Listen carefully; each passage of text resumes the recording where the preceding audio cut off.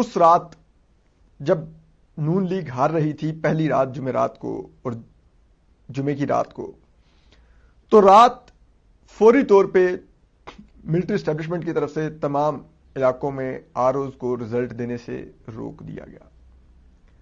لیکن جو presiding officers تھے وہ اپنے اپنے رزلٹس مکمل کر چکے تھے اور وہ فارم 45 دے چکے تھے کینڈیڈیٹس کو.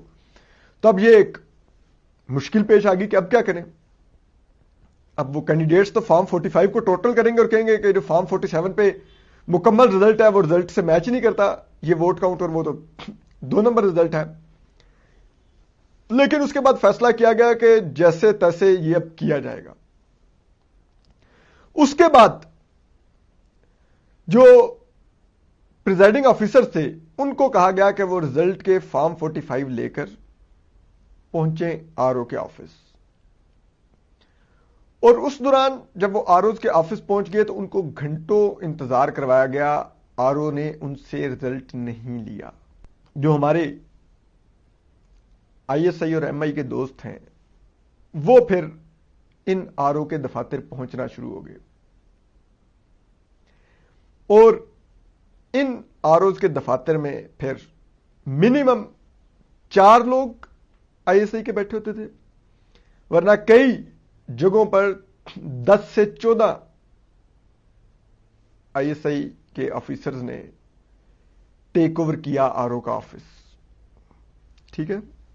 اور اس سب میں جو کہانی شروع ہوئی پھر وہ یہ تھی کہ یہ تمام آفیسرز بلینک یعنی کہ خالی فارم 45 لے کے آر او کے دفتر میں بیٹھے ہوئے تھے. پریزائڈنگ آفیسرز کو بلایا گیا، ان کے فارم 45 لیے گئے جن پر انہوں نے ووٹ کاؤنٹ دیا ہوا تھا اور وہ اپنی جیب میں ڈالے گئے، اپنے انویلپس میں ڈالے گئے. اور اس کے بعد جو خود بلینک یہ لوگ لے کے بیٹھے ہوئے تھے فارم 45 ان کو فل کیا گیا. اس میں نئے ووٹ خود سے ایڈ کیے گئے کہ اس پولنگ سیشن کا اتنا رزلٹ کر دو، اس کا اتنا کر دو، اتنا کر دو، اور پھر وہ گرینڈ ٹوٹل بنایا گیا. اور اس میں پھر جو امیدوار جیت رہے تھے جن کو ہرانے کے لیے یہ لوگ پہنچے تھے ان کو پھر ان کے ووٹ کم کیے گئے. یہ ڈر پڑ گیا کہ اگر یہ ووٹ ری کاؤنٹ میں چلے گئے یا اسکروٹنی عدالت نے کی، آڈٹ کروایا، تو وہ ووٹ تو ان جماعتوں کے اتنے ہیں ہی نہیں جن کو سیٹیں دلوائی گئی ہیں. تو کل رات جس امیدوار کو جتوایا گیا تھا اس کو آرڈر دیا گیا، انہوں نے اپنے اپنے لوگ بھجوائے جو جا کے بیٹھے اپنے اپنے حلقے میں مخصوص جگہوں پر.